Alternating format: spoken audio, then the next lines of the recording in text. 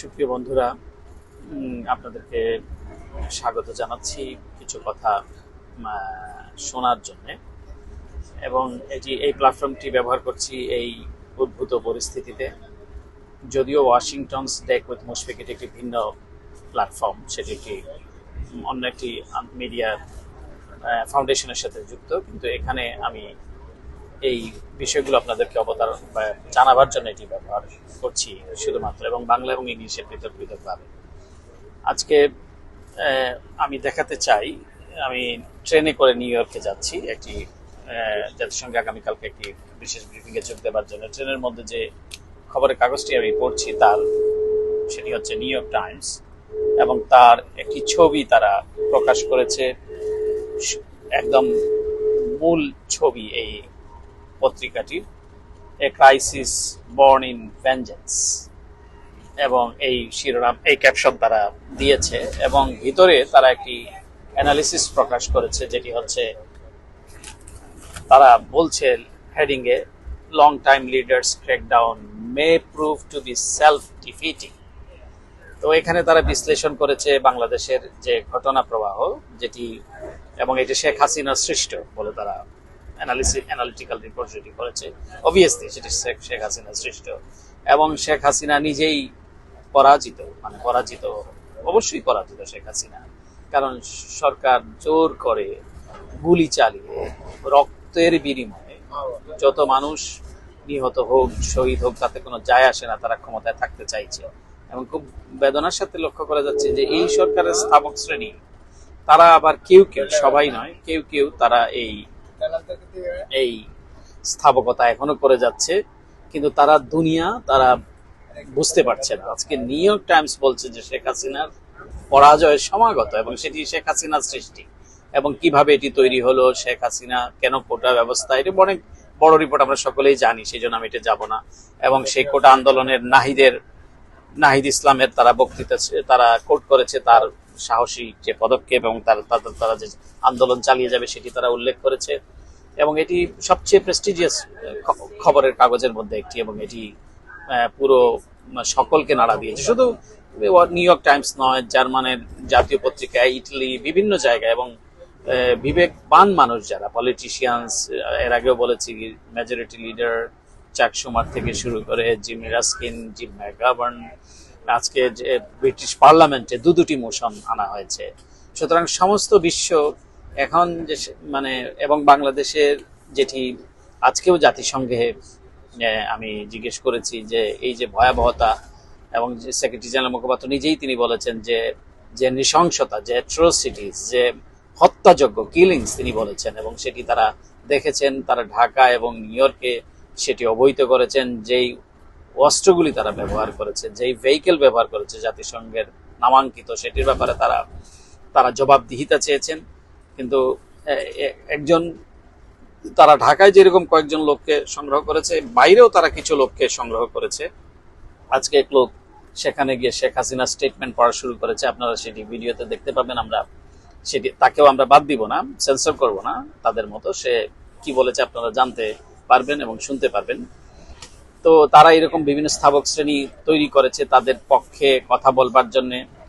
আরেক লোক তারা স্টেট ডিপার্টমেন্টে নিয়োগ করেছে এই মিশনের সহযোগিতায়। জানেন যে বাংলাদেশের দূতাবাস চাইলে একটা বাংলাদেশের সাথে যেহেতু কূটনৈতিক সম্পর্ক আগের থেকে ছিল, সে সময় টিভির প্রতিনিধিত্ব করে, এবং সে গিয়ে প্রথম দিনই বলেছে এটি জামাত শিবিরের এটা আন্দোলন, এটাতে প্রতিক্রিয়াশীলদের, ধর্মান্ধদের আন্দোলন, এটি কোনো, এবং এটি সাবজুডিস ম্যাটার, এগুলি বলে সে বলেছে। সে সাংবাদিকতা করেও না, কোনোদিন করেও না, কোন ডিস্ট্রিক্টে বলে ওকালতি করতে, একে ধরে নিয়ে এসে তাকে দিয়ে প্রশ্ন করাচ্ছে। এবং সময় টিভি, যেহেতু আপনারা সময় টিভি দেখেন, তার একটা ভিউয়ার্স শ্রেণী আছে, সেইটাকে পুঁজি করেছে, যে তাদের স্বাভাবিকই যার যদি একটা ভিউয়ার্স শ্রেণী থাকে, তার যদি একটা দর্শক প্রিয়তা থাকে, সেটাকে করা হয়। আপনাদের বিবেচ্য বিষয়, আপনারা এই দর্শক প্রিয়তা তাকে ধরে রাখবেন না, তাদের কি ব্যবস্থা আপনারা গ্রহণ করবেন দর্শক, সেটা আপনাদের কি বিবেচনার বিষয়, আমি কোনো মতামত দেব না। কিন্তু এইভাবে তারা মিসইনফরমেশন ছড়াচ্ছে। চলুন দেখুন জাতিসংঘের আজকের প্রশ্ন উত্তর পর্বটি পরে আসছে। Okay. Mushfiq. Thank you, Steph. Can you hear me? Yes, sir. As you know, security forces, including the army, have been given a shot-on-sight order by the ruling prime minister, resulting in the killing of students. Mushfiq, I cannot. Can you hear me? I cannot hear you. If you could just, like I told your colleague, I just Yeah. really, Yeah. I really want to have a question mark. So, what is the question? So, will the security forces, those who got shot-on-sight order, will this have implications for Bangladesh's role as the second largest country for peacekeeping?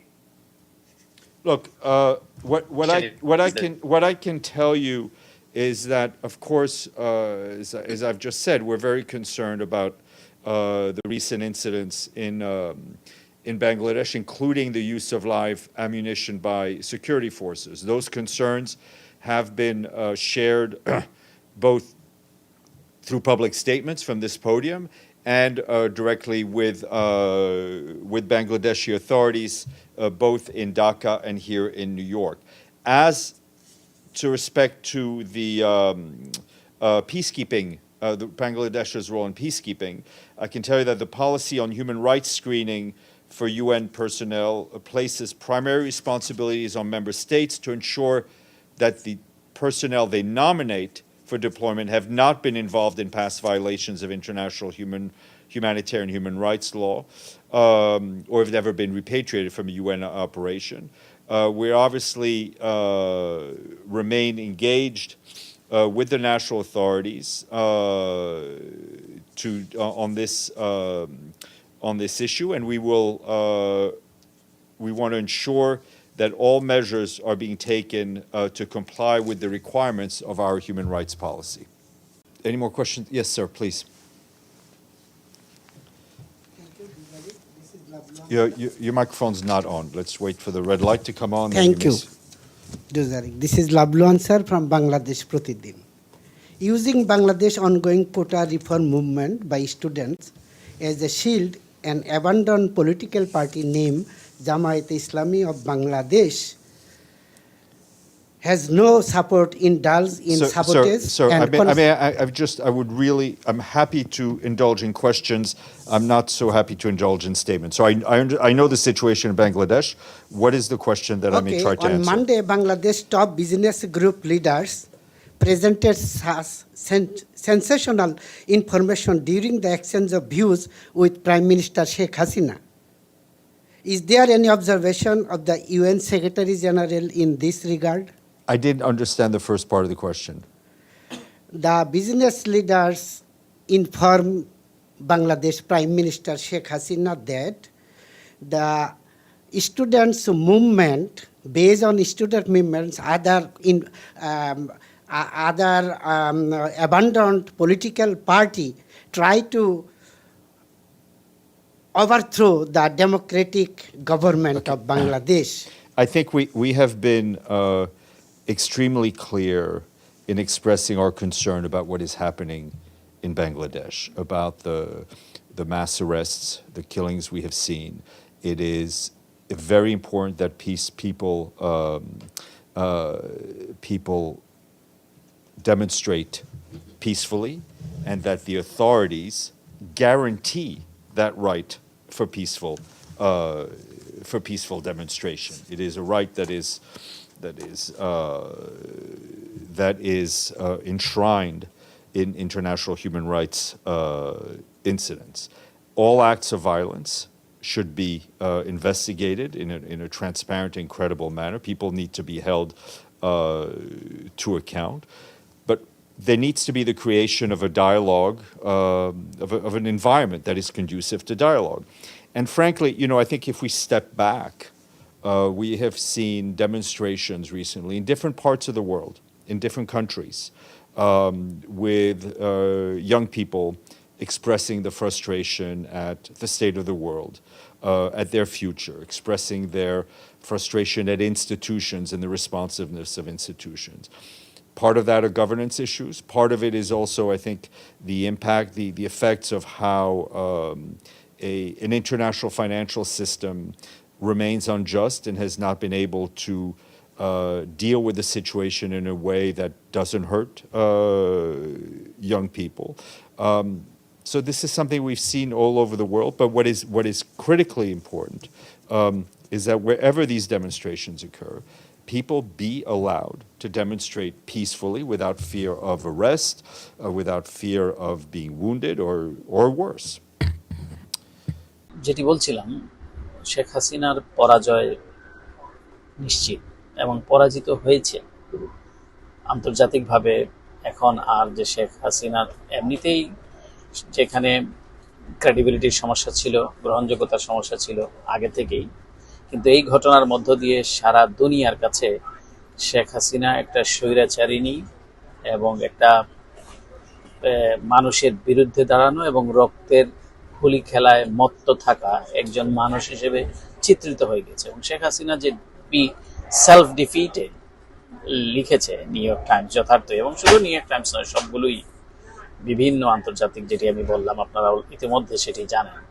আজকে state ডিপার্টমেন্টে আমি জানতে চেয়েছি যে বাংলাদেশকে একটি চরম বিপজ্জনক এলাকা হিসেবে ঘোষণা করেছে যুক্তরাষ্ট্র, যেটি লেভেল 4, কোনোভাবে সেখানে যাওয়া যাবে না। তারা তাদের পার্সোনাল ডিপ্লোম্যাটিক কূটনীতিকদের তারা সরিয়ে নিয়ে আসছে এবং তারা চরম বিপজ্জনক এলাকা হিসেবে ঘোষণা করেছে। তারা অনেক কিছু পাবলিক করে, অনেক কিছু তারা প্রাইভেট, স্বাভাবিক কারণে। এবং আপনারা হয়তো অনেকে যুক্তরাষ্ট্র নিয়ে, হ্যাঁ, আমাদের আগের যে অবস্থান ছিল, যুক্তরাষ্ট্র নির্বাচন আগে যে ধরনের বড় বড় কথা বলেছে, সেটা আমি সবসময় তাদেরকে বলি, সেটার মানে বহিঃপ্রকাশ কোথায়, সেটি যথার্থই। আপনাদের যে অনেকের প্রশ্ন জিজ্ঞাসা এবং অনেকে যে কমেন্ট করে, আমি সকলের সাথে একমত, এই জন্য আমি খুব একটা জবাবও দিই না। কারণ আপনাদের এবং যুক্তরাষ্ট্রের নির্বাচনের আগে যে সমস্ত পদক্ষেপগুলো ছিল, আমি তাদেরকে বলেছি তোমাদের এই পদক্ষেপ ছিল, পৃথিবীর বিভিন্ন দেশে তোমাদের অনেক পদক্ষেপ সমালোচিত হয়েছে, কিন্তু বাংলাদেশে তোমরা যে কথাগুলি বলেছিলে এটি খুব প্রশংসিত হয়েছে, পপুলার হয়েছে। কিন্তু তোমাদের সেখান থেকে সরে আসা অথবা মিন্না করা, তবে যুক্তরাষ্ট্র সরে এসেছে আমি বিশ্বাস করি না, কারণ আপনারা আরো সামনের দিকে আমার মনে হয় আরেকটু খোলাসা হবে, আমি আশাবাদী মানুষ।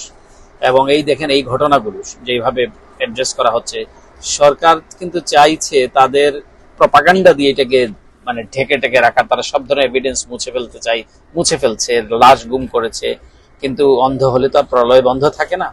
এটি খুবই ভিজিবল, সকলেই জানে যে, এবং অলরেডি এই বিষয়গুলো কিন্তু লিপিবদ্ধ হয়ে গিয়েছে যে কিভাবে, এবং শেখ হাসিনার যে কথা এবং তার সঙ্গে এখনো যে স্থাপক শ্রেণী আছে, এরা ওই যে উটের মতো মাথা গুজে আছে, তারা দুনিয়া টের পাচ্ছে না যে কোন দিকে যাচ্ছে। এত মানে লাজ লজ্জাহীন নির্লজ্জ একটি রেজিমের প্রধান হতে পারে, এটি বাংলাদেশ একটা এক্সাম্পল হিসেবে থাকবে ইতিহাসে।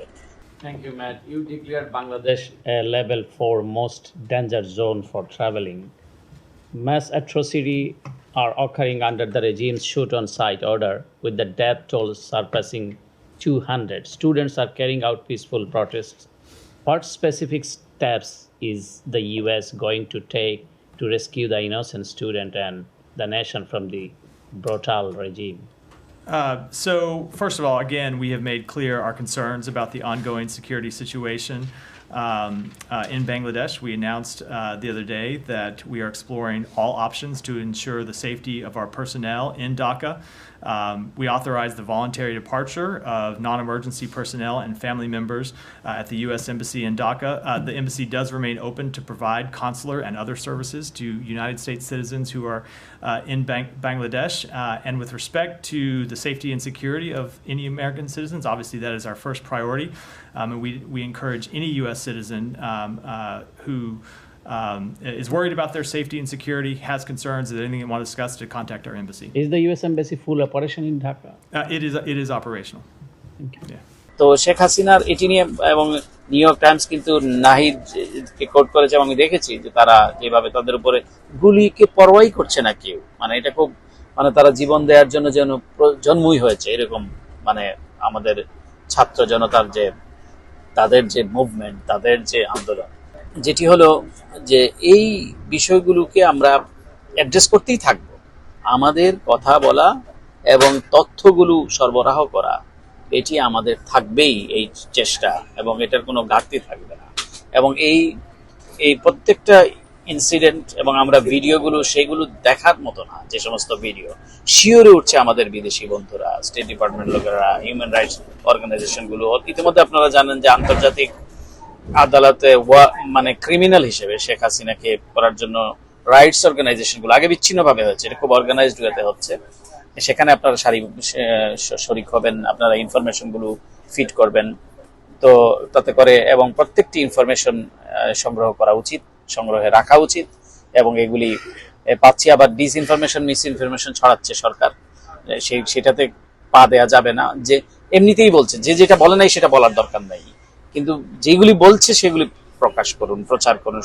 সমগ্র দুনিয়া এই ছাত্রদের, এই নিরপরাধ মানুষের, এই অসহায় বঞ্চিত মানুষের প্রতি সলিডারিটি সংহতি প্রকাশ করেছে। সুতরাং এখানে সরকার ডিসইনফরমেশন মিসইনফরমেশন ছড়াচ্ছে, তাতে কোনো অসুবিধা নাই। অলরেডি সমস্ত দুনিয়া এই ছাত্রদের সঙ্গে, এই আন্দোলনের সঙ্গে তারা একাত্মতা পোষণ করেছে। আজকে এ পর্যন্ত, সকলে ভালো থাকুন, নিশ্চয়ই আমাদের এই যাত্রা অব্যাহত থাকবে। Thank you.